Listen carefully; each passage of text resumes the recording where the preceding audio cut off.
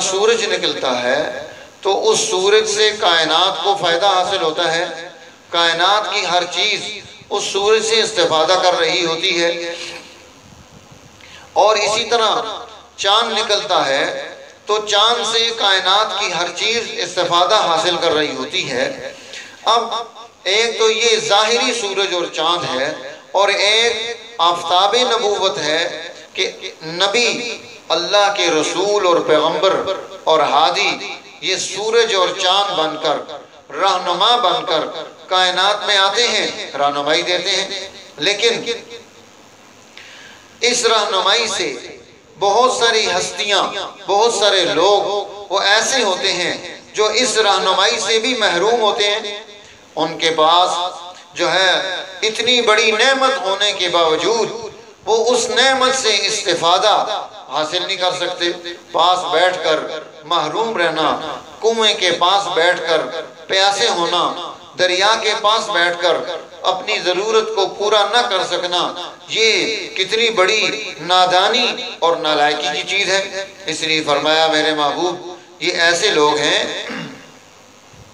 کہ اگر آپ ان کو منوانا چاہیں، ان کو حق بتانا چاہیں، یہ حق کو قبول کرنے کے لیے یہ کسی صورت میں تیار نہیں ہوں گے، کیونکہ انہوں نے آفتاب نبوت سے فیضیابی حاصل کرنی نہیں،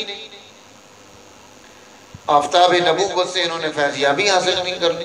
اس لیے فرمایا وَلَوْ أَنَّ قُرْآنًا سُيِّرَتْ بِهِ الْجِبَالُ أَوْ قُطِّعَتْ بِهِ الْأَرْضُ أَوْ كُلِّمَ بِهِ الْمَوْتَى بَلْ لِلَّهِ الْأَمْرُ جَمِيعًا وَلَوْ أَنَّ قُرْآنًا سُيِّرَتْ بِهِ الْجِبَالُ،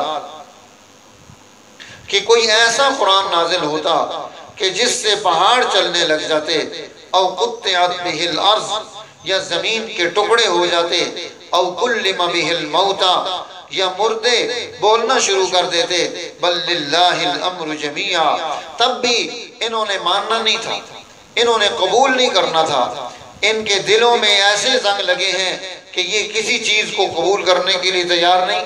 خارق عادت چیزیں دیکھ کر بھی اگر یہ نہیں ماننے کے لیے تیار، تو پھر سیدھی سادی چیزوں کو دیکھ کر کیسے مانیں گے، کس طرح سے تیار ہوں گے؟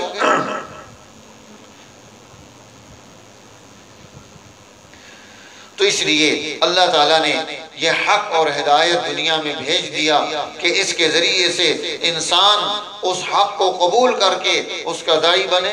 لہو دعوت الحق، حق کی دعوت یہ ہے کہ کلمہ توحید کو اپنی زندگی کی بنیاد بنا لیا جائے۔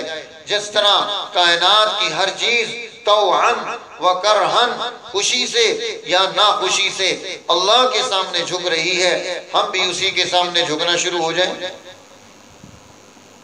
اور جب ہم یہ نہیں کریں گے تو ہمارے لیے پریشانیاں آئیں گی، مصیبتیں آئیں گی۔ اب بہت ساری خواتین، بہت سارے لوگ آ کر پریشانیاں ڈسکس کرتے ہیں، تو فرمایا کہ اگر تمہیں پریشانی آئی ہے، تمہیں تمہارے دلوں سے اطمینان ختم ہوا ہے، تو تمہیں کیا کرنا چاہیے؟ اس کے لیے قرآن حکیم نے یہاں رہنما اصول پیش کر دیا، الذین آمنوا وتطمئن قلوبهم بذکر اللہ، کہ جو لوگ ایمان لائے اور ان کے دلوں کو اللہ کی یاد سے تسکین حاصل ہوتی ہے۔ الا بذکر اللہ تطمئن القلوب، جان لو کہ اللہ کی یاد ہی ایسی چیز ہے کہ جس سے دل تسکین پا سکتے ہیں۔ اس لیے دو چیزیں، ایمان اور اللہ کی یاد دہانی، یہ انسان کے دل میں تسلی پیدا کر دیتی ہے، اسے سکون دیتی ہے۔ اس لیے حضور علیہ السلام کو یہ رہنمائی ارشاد فرمائی۔ پچھلی صورت میں الحجر میں یہ بات گزر چکی، وَلَقَدْ نَعْلَمُ أَنَّكَ يَضِيقُ صَدْرُكَ بِمَا يَقُولُونَ، اللہ فرماتے ہیں وَلَقَدْ نَعْلَمُ، ہم جانتے ہیں، أَنَّكَ يَضِيقُ صَدْرُكَ، کہ آپ کا دل تنگ ہے، بِمَا يَقُولُونَ، ان باتوں سے جو وہ کہہ رہے ہیں۔ فَسَبِّحْ بِحَمْدِ رَبِّكَ وَقُمْ مِنَ السَّاجِدِينَ، اب آپ اگر دل کی تنگی کو ختم کرنا چاہتے ہیں تو دو کام کریں، تسبیح کریں اور قُمْ مِنَ السَّاجِدِينَ، آپ سجدے میں چلے جائیں۔ یہ آگے صورت آئے گی، اس صورت میں قرآن حکیم نے یہ چیز تذکرے میں لائی ہے الحجر میں۔ ابراہیم کے بعد اگلی صورت الحجر ہی ہے، تو گویا ذکراللہ یہ ایسی چیز ہے جس سے دلوں کو جلا ملے، دلوں کو تسلی ملے۔ تسبیحات یہ کرنے سے انسان کی تھکاوٹ ختم ہو۔ اسی لیے تو حضور علیہ السلام نے جب ان کے پاس حضرت سیدہ فاطمہ الزہرا رضی اللہ تعالی عنہا وہ آئیں اور آ کر واپس چلی گئیں، حضور علیہ السلام آئے، آ کر ان کے پاس بیٹھے اور بیٹھ کر پوچھا کہ تم میرے پاس آئے تھے، کیا مسئلہ تھا؟ وہ شرم کی وجہ سے خاموش ہو گئی۔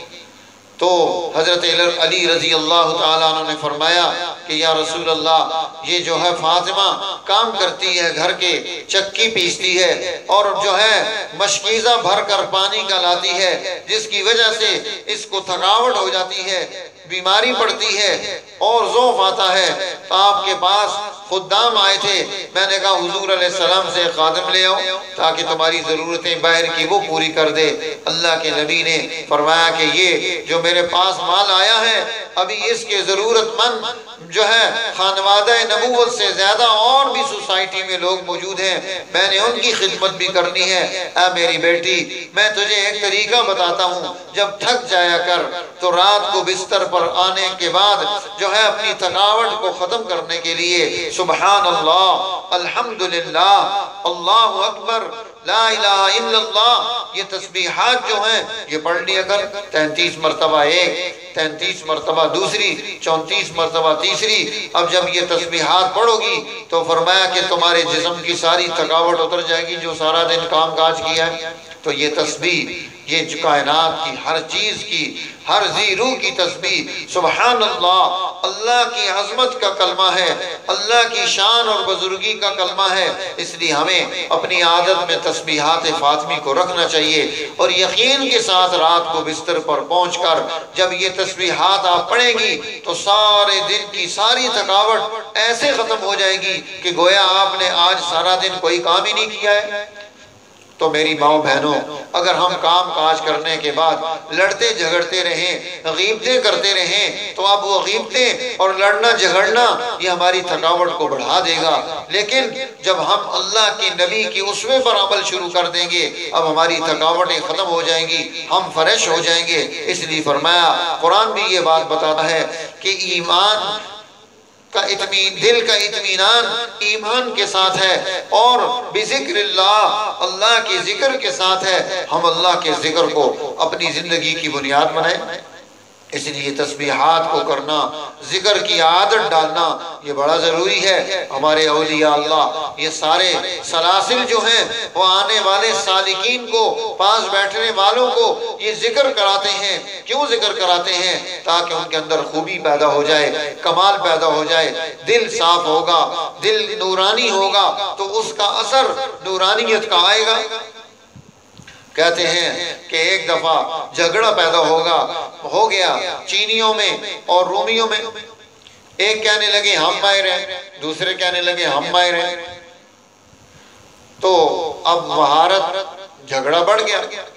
بادشاہ نے کہا کہ ان کو ایک بڑا جو ہے ہال بنا کر دو اور اس کو درمیان میں بند کر دو، اور دونوں کو اپنے اپنے ہال کے اندر چھوڑ دو، اور یہ وہاں پر اپنی کاریگری کریں تاکہ پتہ چلے کس کی کاریگری صحیح ہے۔ جب کام مکمل ہو جائے گا تو پھر ہم کیا کریں گے؟